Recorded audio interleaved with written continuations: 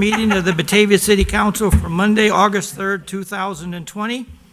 As per our agenda, I would ask that you all please rise for a brief invocation to be followed by the Pledge of Allegiance. Tonight, as the City Council meets in a regular session, we are ever thankful for the many kindnesses and acts of support that are shown in our town and in our neighboring towns throughout this tremendous pandemic that we are experiencing. It is heartening to see so many people step forward and help their friends and neighbors and check on each other and offer rides to the doctor and the hospital. And I just think it speaks wonders for the great sense of human life that we have in the Fox River Valley, that we can come together and in a time of challenge and need that we can all rise up and stand up and be counted as somebody who was here to try to do the best they can for the circumstances around us. So I just want to make a special note of that blessing that we are experiencing right now and call everyone's attention to it. As always, we want to remember those from our community who are serving in the defense of the liberties of the United States of America, and we just ask that a special blessing be showered upon the men and women who are involved in service to our country, and that they be guided with great care and guidance as they go about their vital missions. Also tonight, we want to ask for a blessing on all those in our community who are suffering from some illness of variety. And we just ask that health and wellness be showered upon them in the days ahead. And also I'd like to add that we are most thankful for the outstanding medical community that we have surrounding us, including the staff at Delnor Hospital in Geneva and the staff at Mercy Center Hospital in Aurora and at Central DuPage Hospital over in Winfield.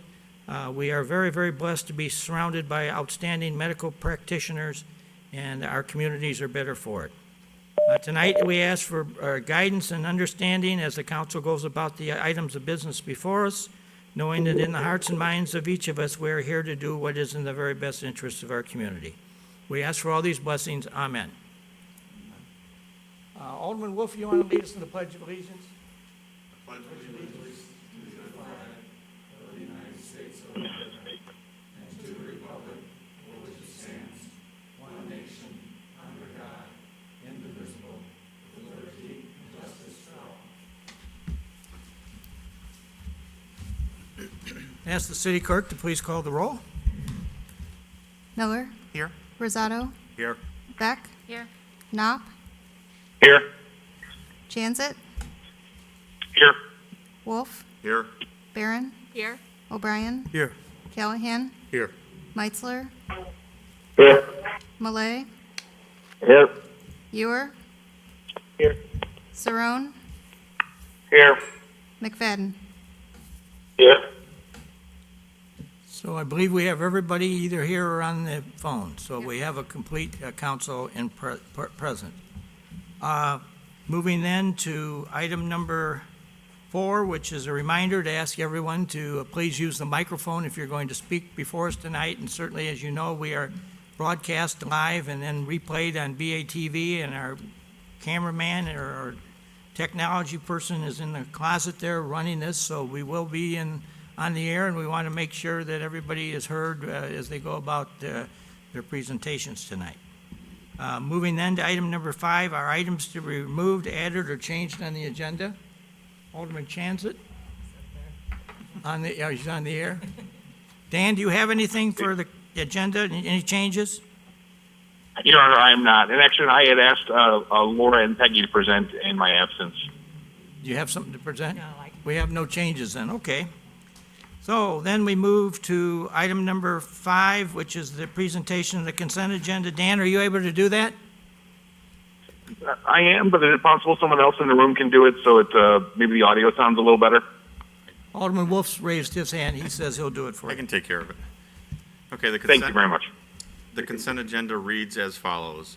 Accept and place on file Committee of the Whole minutes from June 30th, 2020. Approvals, the July 24th payroll for $893,690.16. Item C is the accounts payable check register for $1,506,056.31. The city council minutes for July 6th, 2020 and July 20th, 2020. The June 2020 city council finance report. Resolution 20-93-R, authorizing a $0 change contract amendment for the Main Street reconstruction design contract awarded to Civil Tech Incorporated through Resolution 17-49-R. I move that we accept the consent agenda as presented. Second, Knopf. Moved by Alderman Wolf, second by somebody on the phone? Not. Not? So any further discussion on the consent agenda? Clerk, call the roll. Wolf, Aye. Barron, Aye. O'Brien, Aye. Callahan, Aye. Meitzler, Aye. Malay, Aye. Ewer, Aye. Saron, Aye. McFadden, Aye. Miller, Aye. Rosato, Aye. Beck, Aye. Knopp, Aye. Chansett. Aye. Consent agenda is approved, 14 yes, no no's, none absent. Okay, moving to item number 7, which are matters from the public for items not on the agenda. Do we have anybody that wants to address us this evening for something that's not on the agenda? Okay, moving then to item number 8, and I think you all received a memo from me.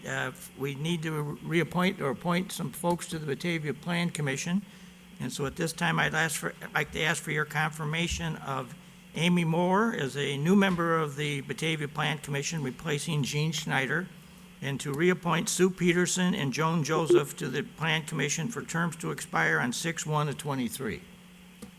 So moved. Moved by Alderman Callahan, second by Alderman Wolf.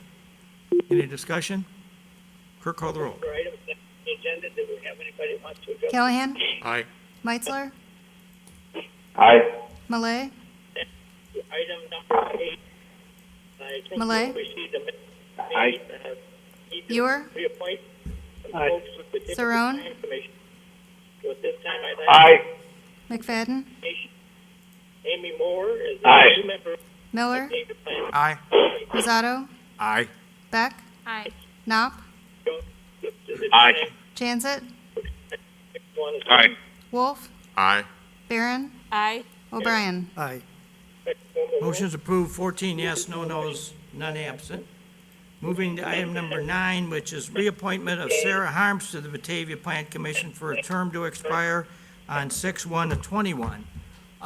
We got somebody on the phone that's kind of talking in the background, and I don't know who it is, but I'd ask that they all kind of, it sounds like it's a sidebar conversation that's going on in the room. It's actually I think it's the video, BATV yeah, playing in the background, so if Oh, you're not speaking, if you He's wouldn't saying, mind. he's shaking his head no.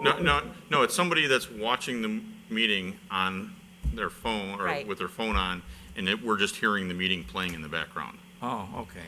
But if people put themselves on mute. Yeah, if while you they're can put not- yourself on mute, that is a little bit distracting, especially for the city clerk who's trying to call the roll and hear what the vote is. We want to make sure we do that. Yeah. So I'd ask for a motion then for the reappointment of Sarah Harms to the Plan Commission for a term to expire 6/1/21. So moved. Moved by Alderman Callahan, second by Alderman Rosato. Any discussion?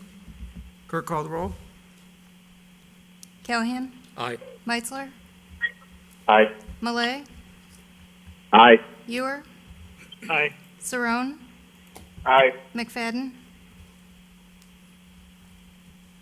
McFadden, Aye. Aye. Miller, Aye. Rosato, Aye. Beck, Aye. Knopp, Aye. Chansett, Aye. Wolf, Aye. Barron, Aye. O'Brien. Aye. Motion's approved by a vote of 14 yes, no no's, none absent. Okay, moving to item number 10. It's my great honor this evening to introduce Taylor Egan, who is the new Executive Director of Water Street Studios. And she comes to us with a background in political experience herself, but I'm not going to get into that. And it's Yeah, not in let's Batavia, not. so we don't need to worry about it. But welcome and Thank you. congratulations on your appointment, and we look forward to a great time working with you in the days ahead. Yes, thank you so much for the really warm welcome that I've had from the city of Batavia since being in this position. It's only been 6 weeks, 4 weeks by myself. So we're starting conversations about where we go with Water Street from here on out. And what I'm here to present to you about tonight is how Water Street fits into the way we are having to re-envision what businesses look like in the city of Batavia during COVID-19. Right now, the challenge for Water Street is delivering on our mission that we hold so true to what Water Street is about, and that is making the arts accessible for all. And that is something that we are having a really difficult time doing. We've prided ourselves on that since Water Street came to be. We are seeing that it is more and more challenging because we have limited opportunity for classes, we have limited opportunity for events.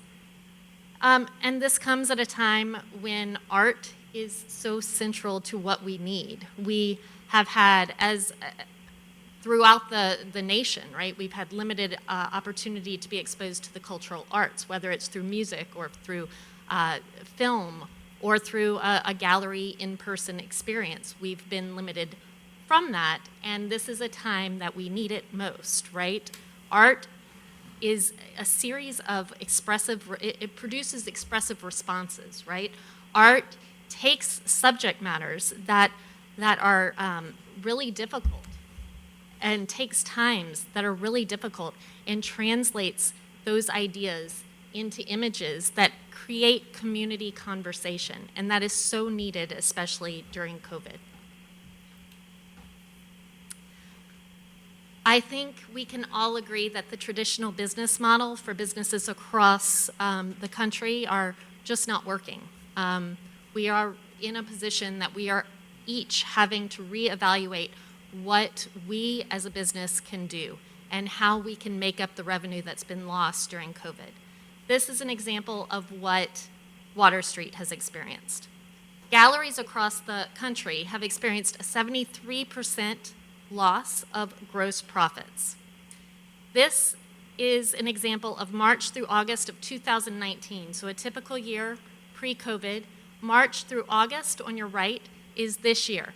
That bar is even skewed a little because that includes grant dollars that are still tied to programming and are not unrestricted funding. So this is an opportunity for us to have the conversation and shift our thought and execution. And I know that Batavia, I'm here daily.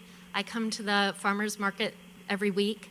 Batavia has done a phenomenal job of reimagining the city landscape and incorporating that into how businesses function post-COVID.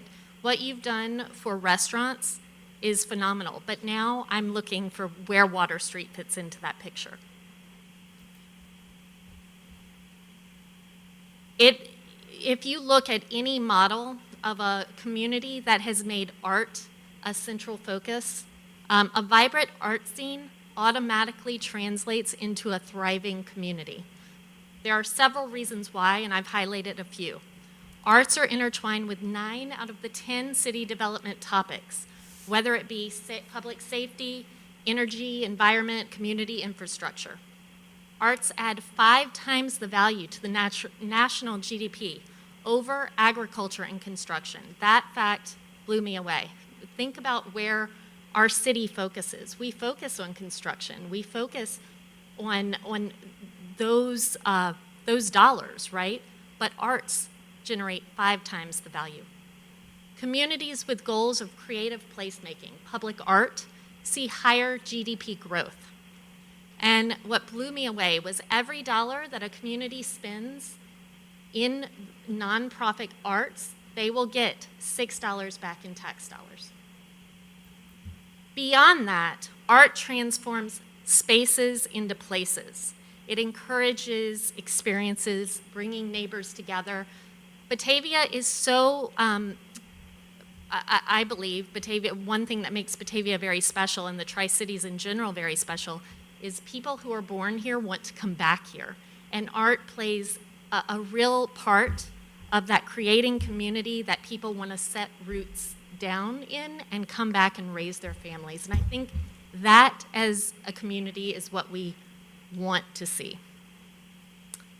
It encourages us to see our space in new ways, and it creates positive community partnerships. So now the challenge is, how do we get there? What can we do as Batavia to model ourselves after some of the success stories that I've seen and that are, you can find anytime you read the news or do a Google search. The image on the left here is Lakewood, Colorado. They have a program, it's called 40 West Art District. So back in mid-2000s, they decided as a community that they were going to focus their energy in creating a district. And this district was going to center around arts, events, and businesses. And it paid off. Since 2014, they have seen 100,000 plus additional tourists. They have seen 300% increase in jobs and creative enterprises. That's just in 6 years. So COVID forces us to reevaluate our approach to public art. What is public art? Public art kind of gets a bad rap sometimes, right? Sometimes people envision it like street art, and street art sometimes has negative connotations. This is an example of what public art can be. It can look like this, vibrant, decorative, beautiful. It can deal with community-focused subject matter. It can really create conversation and beautify the city landscape. Okay. So that leaves me to where we can start. I'm not expecting us to start big. I'm not expecting us to say, hey, let's dive in and do a art district right now. But what we can do is look at what Water Street and its existing landscape offers. And what it offers is this alley. And this alley has been a big focus for us as we've reevaluated how we can offer art to our community during COVID. We've already secured the alleyway for events. We've submitted our alcohol license for outdoor events. The lighting was secured through a public art piece that you all approved a while back, the Activate the Alley series of murals. That is a great partnership between nonprofits and our artists. So where do we go from there? I think the answer is in the retaining wall. And that's what I'm focused on tonight. I think we have the opportunity right now. We have 4 galleries at Water Street, but those are so limited in exposure right now. We are limited to 20 people Thursday through Sunday. 12 to 5 is when we're open, but only 20 people can come in at one time. So we cannot have our events, our openings. We are going to go forward with one opening at the end of September, but that is greatly reimagined. What was once hundreds of people coming together and celebrating art is going to be 20 people in separate groups, and what we're trying to do is reevaluate how we can bring art outside and allow that as an additional gallery space for Water Street. Not only does it bring art to the public, but it brings art back to our artists, right? We have 25 resident artists and other collective artists that are members of Water Street. Part of our mission is to bring their art out to the world and the world into them, to meet them and to hear what they're about. And we're limited in that capacity as well. This would provide 15 artists at a time to exhibit. It would be much like a gallery exhibit. It would go through the gallery committee. It would not be a free-for-all. It would be each submission would be evaluated by our committee and would go through the same juried process that every show does. So any concern that this would be a free-for-all and everyone could put up whatever they wanted to put up is false. This would be treated just like the other four galleries in our studio. So my ask tonight is that the Batavia City Council would consider and approve the use of Water Street retaining wall as an additional art gallery for Water Street Studios. I think this would be a great opportunity for us to bring art back to our community. It's desperately in need of that. And looking ahead, it could be so much more. It could mean so much more for the city. It could create partnerships with businesses, and it could encourage a big economic payoff later down the line. But right now, that is my small ask. So thank you. Any comments from the city council? Don't run away yet. Thought I was off easy. I'll start. I Yeah. thought you were going to come and ask to paint that retaining wall, and I would be like, yes, let's do something. And I would support doing something like this. I think it would be an opportunity for families to come out and be outside and do something different for their kids. So it would be an amenity, I would feel, to the community, and also to our citizens and also to the artists, because they can showcase their work, and then people can take in some of the art that visually seeing that they may not get. And one thing that I will add to that is while we bring the art out, we are also planning to incorporate music, comedy, anything that can be incorporated into the cultural arts for our community to experience. So not only would they be experiencing the art in the outdoor gallery, but there would be events to bring community together. I think it's a great idea. Thank you. So as I'm understanding this, you want to put the art on this Water Street studio side of the wall, right? Right, yes, Okay. yes. So it'd be all looked at from the alleyway. Right, it would be, so the Activate the Alley, if you look down that Right. that alley is off to your right, so it would be a sandwich, right? You would Right. have art on the left, art on the right, and I think it would really create a pretty colorful, creative space. And, you know, we have a lot of pedestrian foot traffic in that alley. We've created a great picnic area in that alley. I think it has a real potential to be a great city gathering space. Yeah, certainly with Pomarco moving out of the building to the south of you, Right, that probably opens up some other opportunities for BEI to do something significant there. You know, I certainly would be a strong supporter of the idea. I remember, as I told you before the meeting, I've been in office now a long time. We were able to secure what they call a federal aid to urban systems grant to rebuild Water Street in the mid-1980s or late 1980s, I guess it was, because Water Street used to be about a lane and a half wide. It was very narrow there between First Street and Main Street. And so we got them, feds came in and we hired engineers and they drew it out. We had to acquire a little land on the other side of the street to make it all work, but we did. And then we got 80% of that paid for by the federal government through this FAU grant. And it really, I think, helped to strengthen downtown movement because it then made it easier to go from Main Street to Water Street. I thought when you were originally talking, geez, am I going to have to go back to the feds and ask them permission to use their wall? But I think they would long forgot about us now because it's been so long since that happened. right.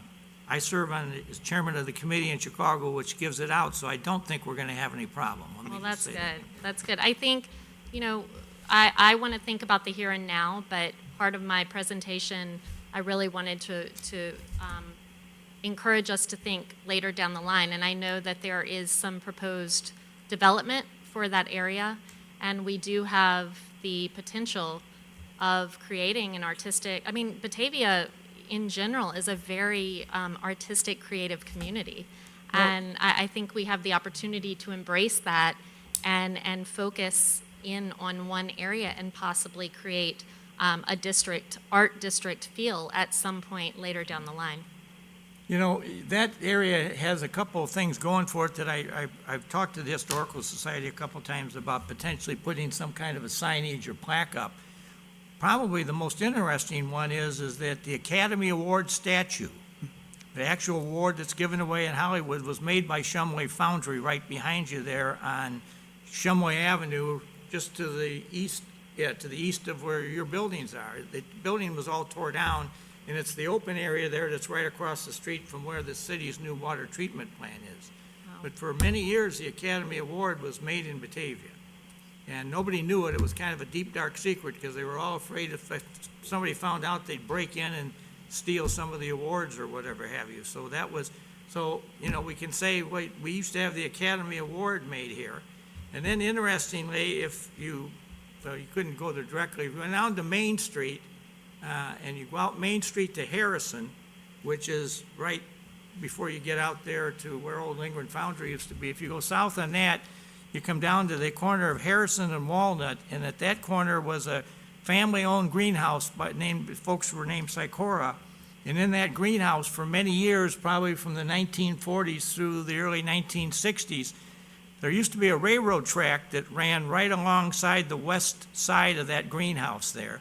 And Alderman Wolf, who's sitting here, was instrumental in getting a sidewalk built on the old railroad right-of-way so that the kids in that neighborhood now have a very safe way to walk down to Gustafson School. But what was interesting about that site is that for a number of years, the Sikora greenhouse grew many of the roses used in the Rose Bowl parade. And they used to bring in railroad cars. I think they came in on the Northwestern line from Geneva. They brought them in there and set them right there for a few days at the Sikora greenhouse.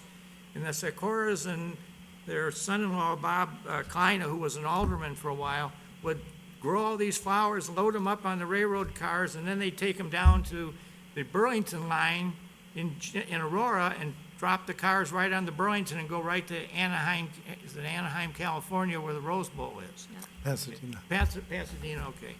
Anyway, those two are, you know, kind of nationally recognized events, but we have a history of them in both in Batavia and kind of the artistic realm of things. Right. You know, the Academy Award certainly is, and the Rose Bowl is certainly another illustration of art in its grandest form. So you're kind of sitting right there in the, Absolutely. So let's keep it birthplace of going. it all. Let's keep it going.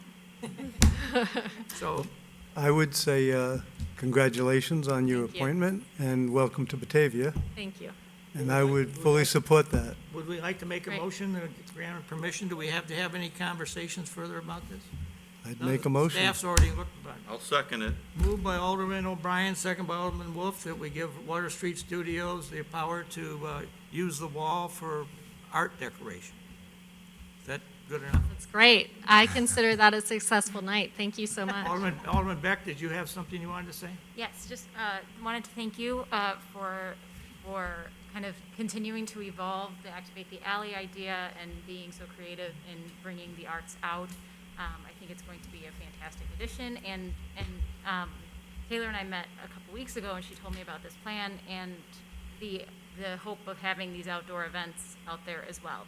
And I wanted to bring something up for council's consideration because it sounded like the same thing that all the businesses have had to do with their outdoor dining is move everything outside, and the city has been so generous in, giving out these small grants to restaurants to do outdoor tables and other provisions for COVID relief. And so I immediately thought, oh, you should apply for this grant. And then I didn't realize that nonprofits were not eligible for the grant because we kept it to just restaurants and service or restaurants, salons, and dance studios.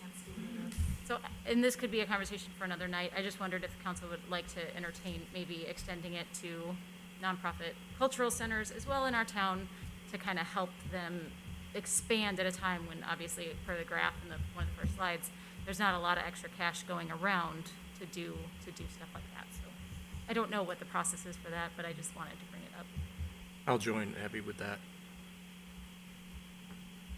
You're muffled Oh, I a know. little I'm bit, so I sorry. I feel like I mumble without a mask. So whatever the process would be, if it is just, getting it on a future agenda to kind of amend our restrictions on the COVID-19 relief grant, the small grants that we're giving to restaurants for a similar application for Water Street Studios as they move and overhaul their whole operations and move it outside. Well, I Is don't- it beyond Water Street Studios, or is it just for Water Street Studios or other types of not-for-profits? Probably beyond, the other nonprofits. And we Yeah, shouldn't I think it would be- just sit on one, we should assist all. I mean, That might be a I- conversation we have to have I on. certainly don't, I would support that. I don't have any problems with it, but I will tell you, I was gonna talk about this under the mayor's report. There's not, you don't see them here, but there's a line of people at the door here looking for grants, donations, whatever. I mean, it's at a momentum like I've never seen before of, most of them are very worthy organizations, don't get me wrong, but, I think the council's probably gonna have to have some conversation at a committee meeting in the near term as to how we may wanna try to deal with this fairly and, equally and everything else, because there is a lot of that going on. I mean, a lot. You wanna say something, Alderman McKellen? Yeah, and I agree with what Alderman Beck was saying, because just as you stated tonight, reinforcing all the economic developments as a result of arts in the community. There's actual dollars that are tied to it, and this grant originally that we are dispersing those funds from is from economic development. Right. And I view everything that you said tonight as just as essential as infrastructure, such as streets, such as the stormwater detention that we have, because that goes to the mental health of the community, the health of the community, the walkability of all of our downtown aspects. So that's why I support everything that you had stated and why she wants to bring this forward. Okay, we have a motion and second then to, are you making? No, we're just bringing it. to Bringing it another up for committee. further conversation? This one's different. Okay. So I think we should have some conversation about that, but keep that in I the think back if you approve that too tonight, it would have been like Christmas. And so since it's August, I was not holding my hopes out for that one. But I really appreciate the movement on this tonight. Yeah, well, no So- problem. I hope we've made you feel welcome to You Batavia. absolutely have. So thank you so much. Thank you. Thanks, Taylor.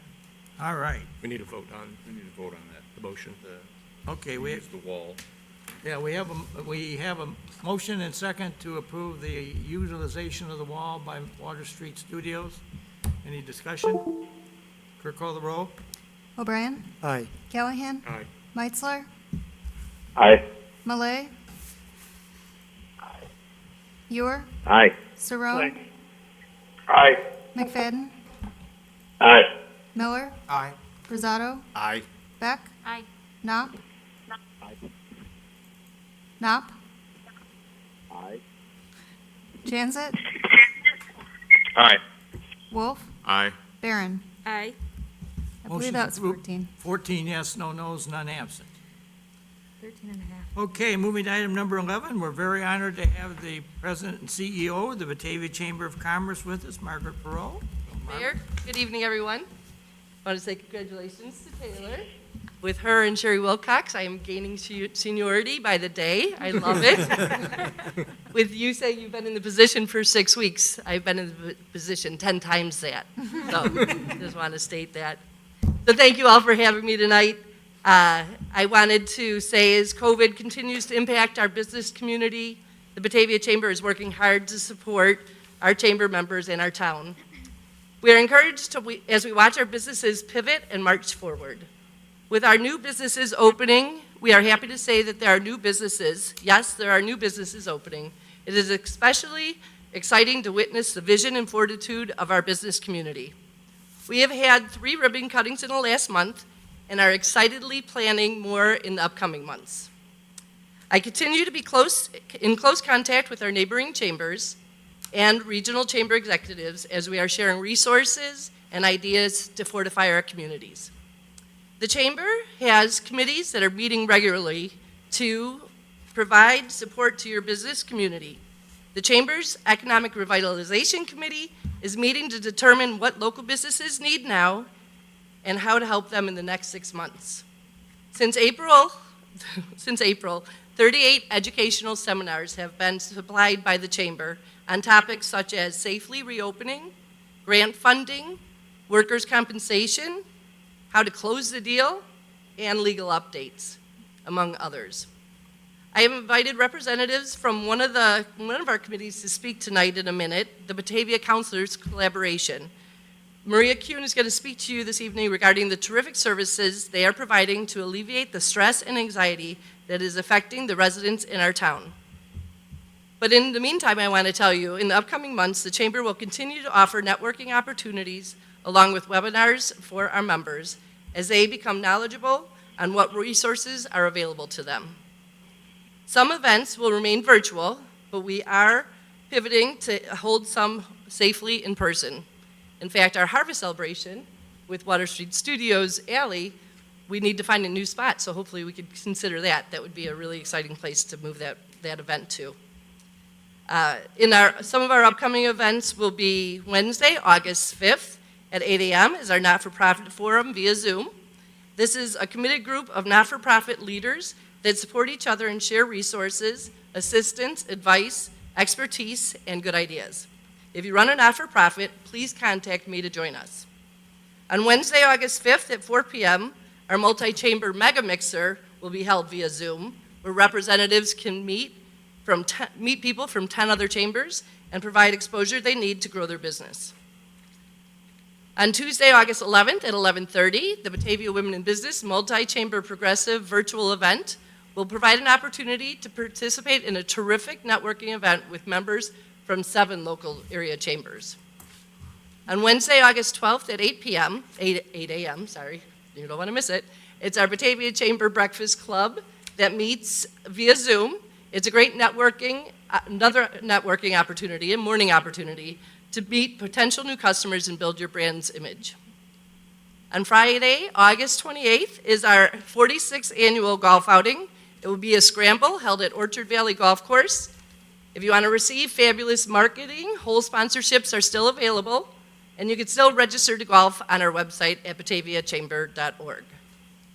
On Monday, August 31st at 10 a.m., we're holding a conversation with State Senator Don DeWitt regarding a statewide commission that is studying the big picture improvements in the funding and support of early childhood education.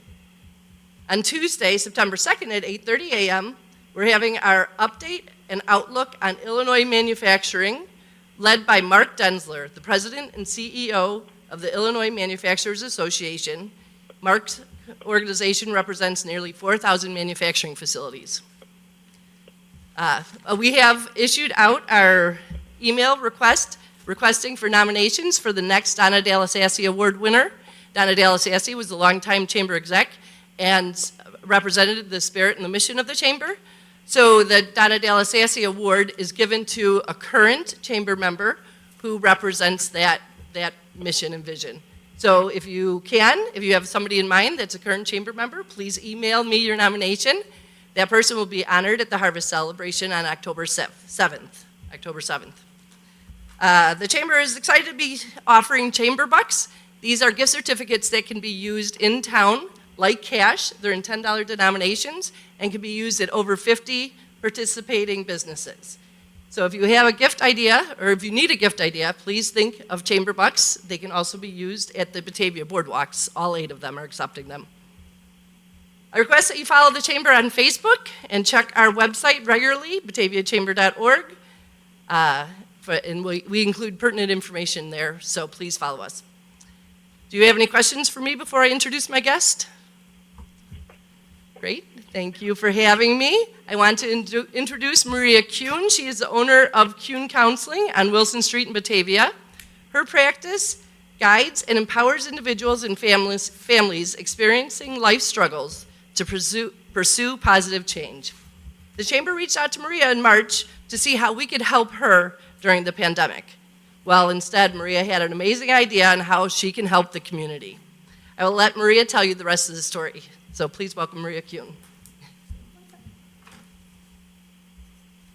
Thank you very much for the opportunity to speak before you today. What we came to the chamber for, I really didn't know, but we were responding to a call from the governor to figure out a strategy to make mental health an available resource in our local community. People were not going to respond to a phone call in another place in the state, and I recognized that. I could see the strengths and the energies we had here. So Margaret responded, and frankly, from this, business owners in our community came forward in the area counseling. Cheryl Denz, Matt Goebbels, Brent Howrick, Jamie Cruz, and myself. And we have spent, since that time, weekly meetings on Friday morning, really figuring out. Our first task was to listen to the leadership of the community. We talked to the police. We invited them. We talked to the school district. We talked to social services to just find out how they were doing, what was working, and what was not working, and to get a sense of how we could help. Through this, we have an outreach initiative. You have in front of you a booklet that we put together that lists all the services that can be found in the Fox Valley. If there's anything I've learned about my work here, as many of us do, the business owners, is people are kind of homies. They want to get their services in the towns where they live, and they really want the people to be servicing them to know the community. And so what we did was we contacted everyone in the book to find out what services they have, what shape they were in, how they were doing it, would they do, because we feared, would they do a price alignment for people who couldn't access services? What were the non-for-profits able to do or not able to do, and how could we support them? So our initiative now is to get posters throughout the community that gets them to the Facebook and the website. These business owners aren't promoting their businesses. If you look in the book, you realize everybody's in alphabetical order. But to make it easy for people who might be needing to look for a special mental health support. This entire month is rollout. So Brett is talking to the non-for-profit group tomorrow. Cheryl has talked to the Rotary, and I'm here today. Once we do that, we will be getting posters, inviting the businesses to help us by putting up the posters throughout the town. So there is that easy resource. Then we also met with the church community, and we will be meeting with them and seeing that they have both digital and a hard copy, so that when they're talking to their parishioners who might be needing help, they will have that.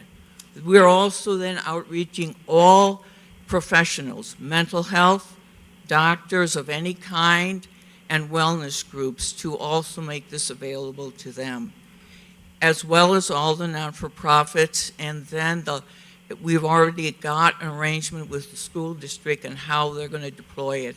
They were our first, this is what we put together, and who was it we worked with at the school? Carrie, the Director of Student Services, got to see what we were about to roll out, and she was totally psyched. She's coordinating so that every school, every counselor has this resource. So it was our attempt, and I think the most exciting thing to me is these are business owners in our community who have given up their time at a time that all of us were no different than anybody else that was trying to scramble to figure out what to do with their business plan, but unselfishly chose to give their time to create this. And I'm very honored for what we've done, and we hope that it can be helpful. Now, several of us have a lot of background in mental and health care, and so should the board at any time want a resource about how to handle this situation or that situation, we'll be glad to help. My healthcare people tell me this: This probably will be the way of life for the next year, and that's going to be a tough situation. The other thing is there are members of our community who have maybe been treading water, although from the food pantries that I've listened to, it's really been a struggle. We're proud people, and proud people have had to get help. So the next couple months might be even harder. And so we are here to help them. Several of us have interns. Many of us have fees to really address people who are in need or who have lost their benefits, okay? So again, thank you. Thank you for everything you've done to help this community hold. And hopefully, like I said, if we can ever help, just call us. Call any one of this member of this great team, and we'll be glad to help. Thank you. Thank you. We'll appreciate you coming down and telling us about yourself, and we will look forward to working with you in the days ahead. Thank you. Okay, moving to item number 12, which is ordinance 20-48, an ordinance authorizing and providing for the issuance of not to exceed $1 million in waterworks revenue bonds that the Illinois Environmental Protection Agency of the City of Batavia and Kane and DuPage counties for the purpose of paying the costs of necessary improvements to the waterworks system of the city and prescribing all the details of said bonds and providing for collection and segregation and distribution of revenues of said system for the payment of said bonds. Who's got this one? I'll take it. It's just, we talked about this at the, we talked about this at the Cal meeting. Basically, it's just, we're just trying to get funding through the IEPA. We need to get these bonds approved so we can get funding to start doing some of the work we needed in the city. All the underground work, we're working on our sanitary lines, our water lines. This here is, I believe, the water line bond. There are three of them all together. And so we can cover all three if you like, just to get through it all. But it is that one there. It was, put my glasses on again, excuse me. Why don't we do them one at a time? I think we need Okay. to have separate votes on Well, then I would just say I'd make a motion to pass ordinance 20-48, authorizing and providing for the issue of not to exceed $1 million waterwork revenue bonds. Second, Meitzler. Okay, we have a motion by Alderman, I didn't hear all, who all, Brian? I think it was Meitzler. O'Brien, and second by Alderman. Meitzler. Meitzler? I thought so. Okay. Moved by Alderman Meitzler and seconded by Alderman Rosado, I guess. Any further discussion? Clerk, call the roll. O'Brien. Aye. Callahan. Aye. Meitzler. Aye. Malay. Aye. Ewer. Aye. Saron. Aye. McFadden. Aye. Miller. Aye. Rosado. Aye. Beck. Aye. Knopp. Aye. Jansit. Aye. Wolf. Aye. Barron. Aye. Ordinance 20-48 has been approved by a vote of 14 yes, no nos, none absent. Moving to item 13 on the agenda, which is ordinance 20-49, an ordinance authorizing and providing for the issuance of not to exceed $2,350,000 for sewer revenue bonds from the Illinois Environmental Protection Agency for the City of Batavia, counties of Kane and DuPage for the purpose of paying the costs of necessary improvements to the sewage system of the said city, prescribing all the details of and said bonds, and providing for the collection, segregation, and distribution of the revenues of said system for the payment of said bonds. Alderman O'Brien. So moved. Second. Moved by Alderman O'Brien, second by Alderman Rosado for the approval of ordinance 20-49. Any discussion? Clerk, please call the roll. O'Brien. Aye. Callahan. Aye. Meitzler. Aye. Malay. Aye. Ewer. Aye. Saron. Aye. McFadden. Aye. Miller. Aye. Rosado. Aye. Beck. Aye. Knopp. Aye. Jansit. Aye. Wolf. Aye. Barron. Aye. Ordinance 20-49 is approved by a vote of 14 yes, no nos, none absent. Moving to 14, which is ordinance 20-50, an ordinance providing for the issuance of $4 million in general obligation bonds, Series 2020, of the City of Batavia, Kane, and DuPage Counties, Illinois, for the purpose of financing water main replacement and water treatment plant improvements, providing for the levy and collection of a direct annual tax sufficient to pay for the principal and interest of said bonds, and authorizing the execution of an escrow agreement in connection with said issue, and authorizing the sale of said bonds to a purchaser thereof. Alderman O'Brien? So moved. Second, Moved by Alderman O'Brien, second by Alderman Rosado. Do we have any questions on this one? Alderman, oh, excuse me, not Alderman, City Administrator I Newman. just wanted to mention that today we received bids for the $4 million general obligation bond series 2020. There were 28 bids received, and it was D.A. Davidson of Denver, Colorado, who was the best bid received. And on advice of our financial consultant, that D.A. Davidson is a good purchaser of these bonds. And in order to meet the city's financing requirements, certain maturity amounts of the bonds were adjusted, and therefore they are recommending that the bonds be awarded to that bidder at a price of $4,173,451.85, being at a true interest rate of 1.5610% as adjusted. That's a pretty good interest rate. Thought it bared mentioning. exceptional, yeah, I don't know if you can get much better than that one. yeah. Any other discussion? Clerk, call the roll. O'Brien. Aye. Callahan. Aye. Meitzler. Aye. Malay. Aye. Ewer. Aye. Saron. Aye. McFadden. Aye. Miller. Aye. Rosado. Aye. Beck. Aye. Knopp. Aye. Chanzit. Aye. Wolf. Aye. Barron. Aye. Motion's approved by a vote of 14 yes, no nos, none absent. Okay, moving to item 15, which is Resolution 20-094-R, awarding a grant to Main Street for the boardwalk shops. Who's got this one?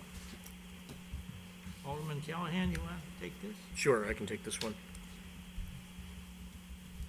This was as a result of all of the construction that has been going on and the success of it. We've currently we currently allocated $110,000 for the construction of the 8 shops. Based upon the success of it, Bob Hansen is requesting that we allocate another $32,000 for the construction of the remaining 4 that we had anticipated. This will be also partnered with some of the work being done by the Batavia School District and the good work by Alderman Malay and his contacts there. I think that covers it. And the $32,000 will be coming from not taxpayer money. This will be coming from the grant that we received from the federal government several years ago. So I would move that we approve Resolution 20-094-R, awarding a grant to Batavia Main Street for the boardwalk shops in the amount of $32,000. Second. Second, Meitzler.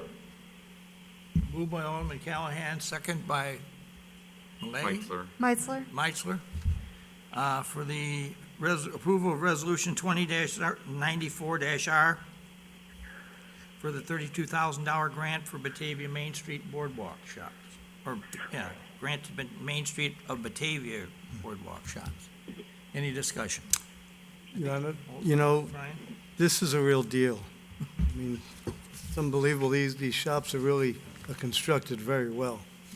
I was just this weekend walking through them, and I thought the construction on them is it's excellent construction, well made. They look great, and it's $8,000 a unit. It's like dirt cheap. So I just think it's a great thing. It's a great partnership with the school district. Alderman Malay did a great job with that. Great idea from Alderman Callahan from the very start of it, initially. So I just want to say I think the city's getting a great deal on it. I just want to second what you just said. If I could just add on to the success of it has been, yes, I brought up the idea from plagiarizing it from somewhere else, but this has absolutely exceeded even my wildest expectations about it. And it goes to, like Alderman O'Brien said, the quality of the work that was done by the volunteers and the donations that came in from the business community and the work that was done by the schools, students, has been absolutely phenomenal. And I look forward to having next year 12 new businesses, because there's probably going to be not just the 4 that are going to go in this place, but probably some of the current existing ones. I have every indication to believe that we'll probably lose them only because they're going to take spaces in the downtown, which has been probably, when we initially talked about this, the number one goal is to incubate that small business and let them succeed. And we've got 8 winners there right now, and I look forward to more. Well said, too. Second what you just said. Anybody else? Okay, we have a motion and second on the floor for the approval of the granting of the grant for the Batavia Boardwalk Shops. Any further discussion? None? Clerk, call the roll. Callahan? Aye. Meitzler? Aye. Malay? Aye. Ewer? Aye. Saron? Saron? Aye. McFadden? Aye. Miller? Aye. Rosado? Aye. Beck? Aye. Knopp? Aye. Chansett? Aye. Wolf? Aye. Barron? Aye. O'Brien? Aye. Motion's approved, 14 yes, no no's, none absent. Okay, moving to 16, which is our administrator's report. Laura? Yes, thank you. Just wanted to make sure everybody knows that tomorrow night, we're going to be discussing the topic of how things are going with our closure of North River Street and maybe some ideas on what we might do to improve upon that as we move forward. As we know, started off as kind of an experiment as we moved into Phase 3 of Restore Illinois. We only had about 48 hours to react to the fact that the governor included outdoor dining as part of Phase 3. And so we have had some good and some perhaps not so good experiences as we went along there. So we're just trying to learn from those things that aren't going well and maybe prepare for the future for it to be even more successful than it has been thus far. And Main Street will be here participating in that discussion, as well as the Chamber. And then I've heard back from several businesses that are located on North River Street who also look forward to participating in that discussion. On August 11th, at that Committee of the Whole meeting, it will be about all things One Washington Place. So we'll have the redevelopment agreement, as well as the plan development back before you. And then we also will have the TIF inducement resolution along with the redevelopment plan for the new TIF 6. So we can discuss all of that in one evening. Wanted to let everyone know that things are moving forward on all of our big infrastructure projects that we have going on this year. One change is the traffic pattern on Prairie Street. We have been in the west side, the west lane headed southbound, and now that's going to switch over to be the east lane, but still one-way southbound. Engineering is working on the statement of work for the engineering necessary for the drainage to study the drainage issues for the Carriage Crest neighborhood. We are near ending of pavement striping project for this year. This week, we sent out the letters to the liquor license holders for a grant to cover their annual liquor license fees. And just to give you an update on the Kane County CARES Act, today their committee met, and from there, they determined the following: of the $92.9 million that has been granted, they established a $5 million contingency fund that they wanted to set aside, as well as Any proceeds that are made from investing those dollars, any interest that is earned, will also go into this contingency fund. They also designated $600,000 of that fund for administration costs associated with the application process and auditing of the documents that are coming from the various groups that they are providing reimbursements to. Also, instead of being a grant program, it will be a reimbursement program. So you'll submit what your costs have been, and then you can be reimbursed for them. They also established an $8 million for small business grants. They did not talk about what the parameters of that program would be. They just established a certain level of funding. And so all of that came off of the $92.9 million, and the remaining amount, they split 45% to municipalities and 55% for the county. But from the 45% for the municipalities, they also took out $1.35 million for fire protection districts, $1 million for other agencies such as Park District, Forest Preserve District, and township governments, and then also $2 million for not-for-profits, and they would be not-for-profits associated with COVID-related social services, to include things like housing and food. So that left $31 million for the municipal share, and that comes out to be something about $58 per person, which translates to about $1.5 million for City of Batavia. They said it'll probably still take 1 to 2 weeks for the application process to be announced. And also keep in mind that the county has said they will distribute 80% of that at this time and hold back 20% of it for a later date. It next goes to the county board. Their next meeting is August 11th at 9:45 a.m. And the Kane County board meetings are broadcast live on YouTube. You can find a link if you go to their meetings and agendas page. And that's all I have, unless anybody has any questions for me. Any questions of Laura?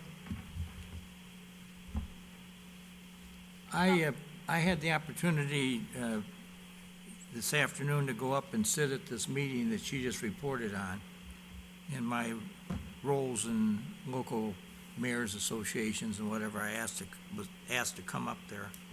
I'm still trying to put this whole thing in my mind and determine whether or not we fine-tuned it enough so that it really works. I've still there's a few questions I have in my own mind about what we, the county, are doing there. And I will be raising some of those with the county board members.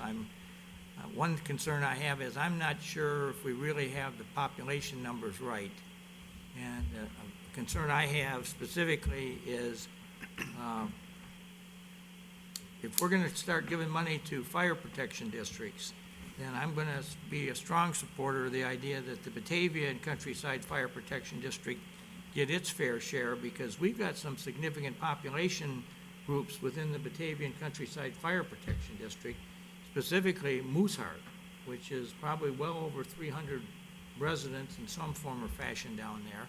And I don't know where they're being counted under all this.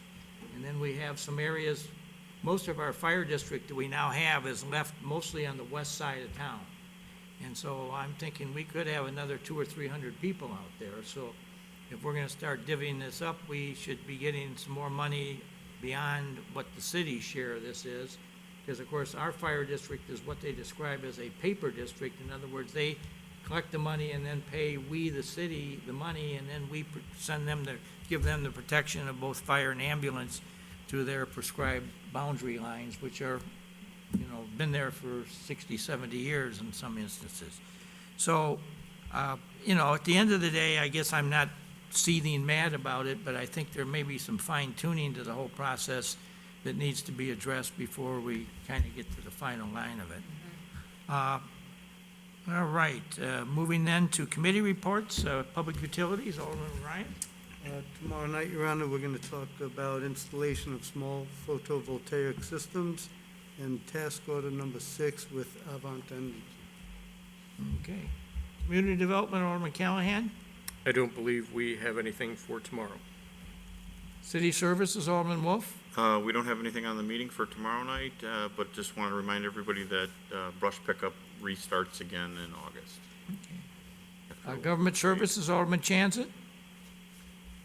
Your Honor, we're going to be continuing our discussion regarding video gambling.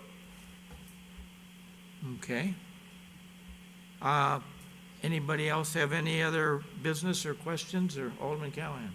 Just under other, the presentation by the Batavia Counselors organization.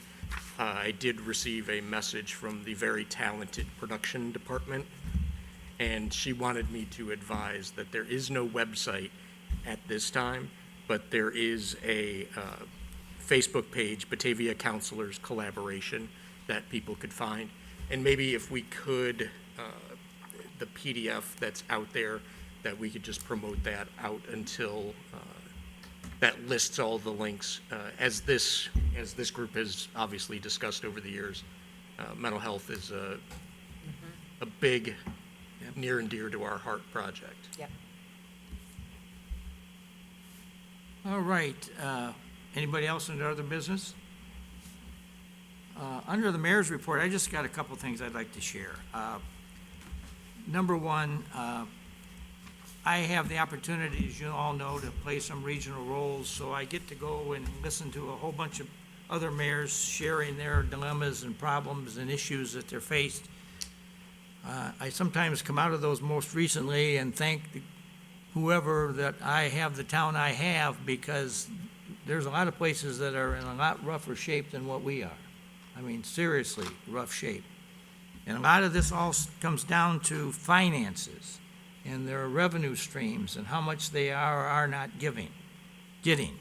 And certainly one thing that has been hit very, very hard in a lot of places, not so much in our town or the Tri-Cities, but other towns in the region, has been the tremendous drop in sales tax.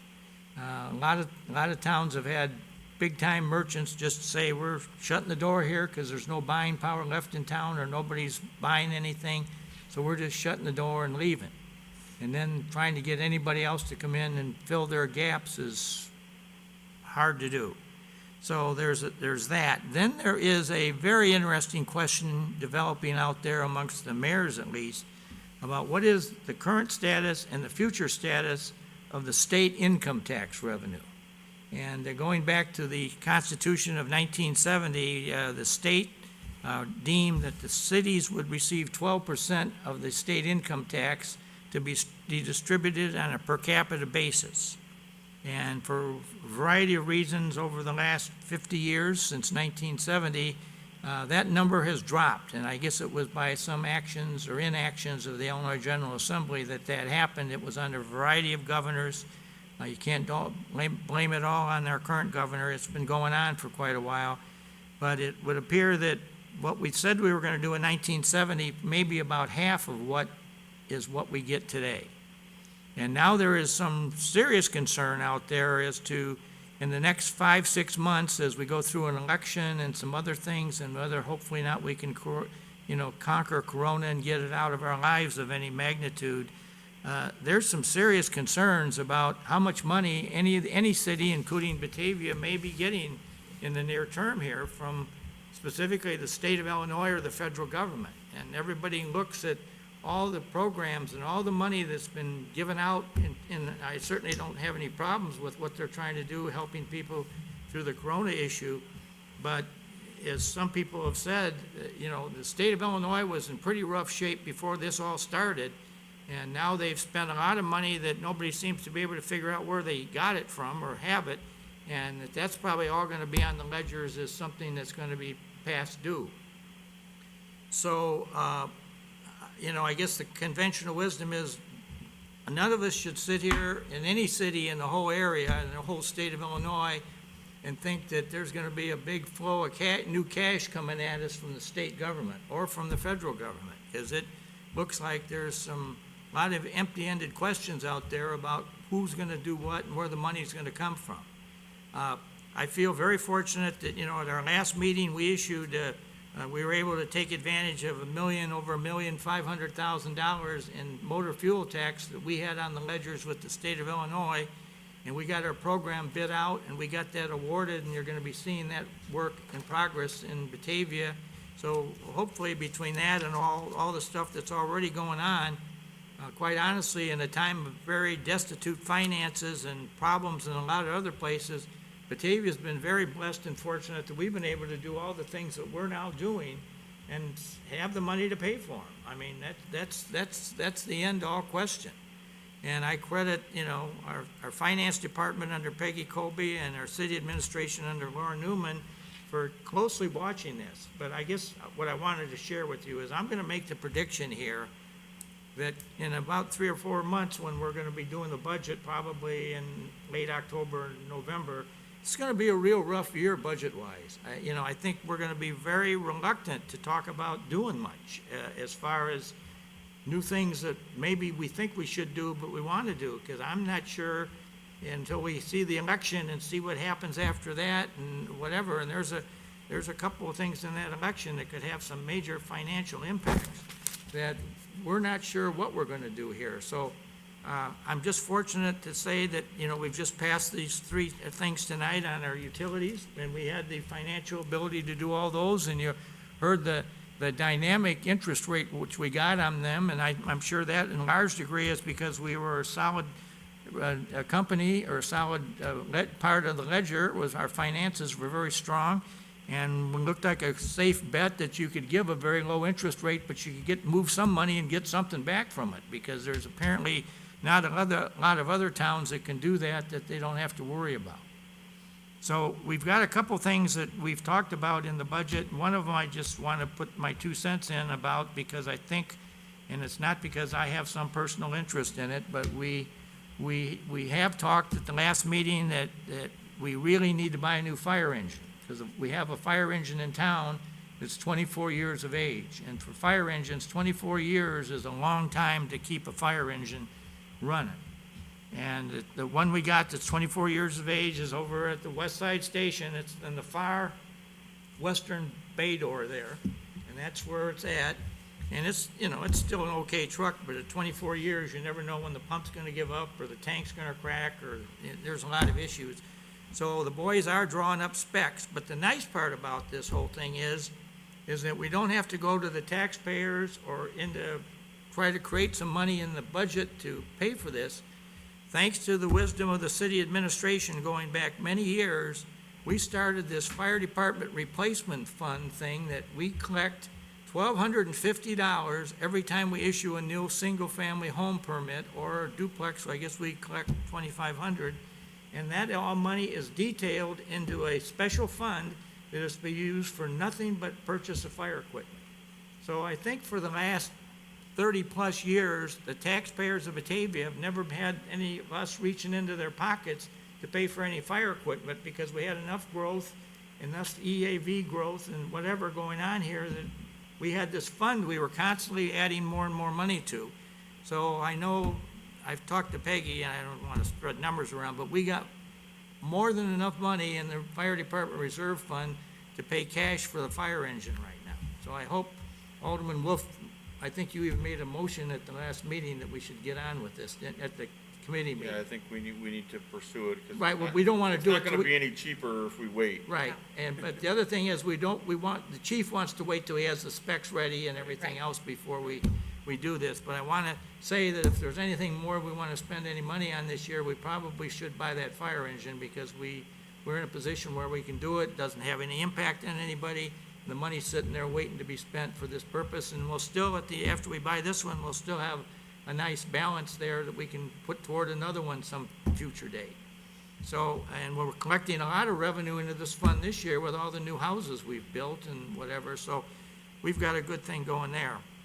So I just wanted to say that. And the other kind of insight that I want to offer is we've got I've had 3 different people on the doorstep here at City Hall in the last 10 days come in and want to talk about opening a restaurant in Batavia. And so I don't know what all you restaurant people are doing, but there are certainly a bunch of you out there. And several of them, quite honestly, are in some of the now closed restaurants that we have sitting in the downtown area. And so I came down here on Saturday afternoon to do some work at the office, and I get out of my car, and I got a property owner yelling at me to come over and meet somebody. And so I walked over, and then I was introduced to some folks that were across the street here touring the Aliano restaurant, and so I guess they're coming back to see us this week. So I don't know if we're going anyplace with that one or not, but we got people in here asking a lot of questions. So that's good. And I've had some other people call and ask about the Knights of Columbus closed their facility up on North Washington Avenue, and that, I don't think we're physically in the city with that one. We're outside the city. But it's in the Batavia address, and we've got people looking at that. We've got other people nosing around at some other stuff. I don't want to get into anything because I don't want Mark sitting in the audience, and I don't need any pre-news published before it happens. But we do have quite a bit going on. We do. I guess the final comment I want to make is, and I've already said this at the meeting, we have, and I've never seen anything quite like, we have a lot of people in here asking questions about, can we get a grant, a donation, a contribution, whatever from the city for whatever our good cause is? And I mean, it's multiples. I mean, lots of people are showing up. And I just share this with all of you that we probably at some point here in the near term are going to have to come to you at a Tuesday night meeting and just have a general discussion on, what our policy should be on contributions, distributions, grants, whatever you want to call them, because, boy, there's a line at the door wanting to come in and ask for money. And some of them are well-respected groups that I have a lot of appreciation for, so I'm just saying that we're overloaded with that. And it's something that Laura and I talk about it almost every week, that we've got to come up with some type of a policy or direction here that we can hopefully say, well, we don't think we can do this one, or we think we can do that. I don't know what the answer is, but I think we need to get you all here together and share with you kind of what's kind of unfolding and the types of things, because it's a little bit of everything from nonprofits to businesses to fraternal organizations to, good causes in town, to people that are helping other people that some of us volunteer at. There's just a variety of things, and so it's on overload right now, and it's not a bad thing. It's just, I think we just need to have some kind of city policy and vision here as to how we go about trying to help out all these great people who are in this time of unique happenings in our world, or trying to step up and do stuff that is right for everybody. So just keep that in the back of your mind, that there is quite a line at the door here waiting to have us make some determinations on grants or contributions or whatever. No further business. Alderman Wolf, I'd entertain a motion for adjournment. We adjourn. Second. Moved by Alderman Wolf, second by Alderman O'Brien. Clerk, take a voice vote. All in favor? Aye. Aye. Meeting is adjourned.